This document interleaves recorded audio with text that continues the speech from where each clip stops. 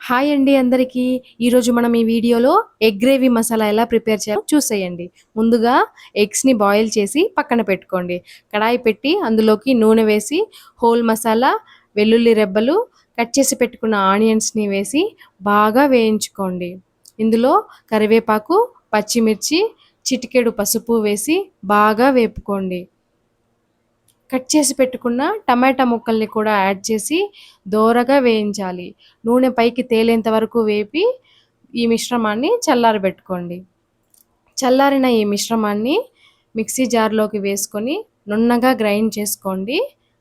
ఆ తర్వాత కడాయి పెట్టి 4 చెంచాల నూనె వేసుకోండి.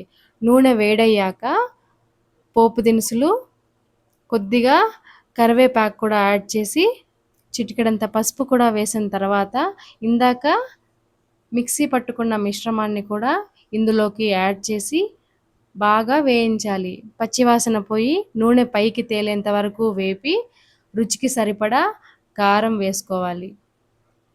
2 టేబుల్ స్పూన్ల ధనియాల పొడి కూడా వేసుకున్న తర్వాత బాగా కలుపుకోండి. మీ రుచికి సరిపడా ఉప్పు వేసి బాగా కలిపి తగినన్ని నీళ్లు వేసి మిశ్రమం బాగా చిక్కపడే వరకు కలపాలి. అడుగంటకుండా కలుపుతూనే ఉండాలండి, లేదంటే టేస్ట్ మారిపోతుంది. ఇందులో చివరగా ఉడికించుకున్న ఎగ్స్‌ని కూడా వేసి కర్రీని బౌల్లోకి మార్చుకోవాలి చిక్కబడ్డాక.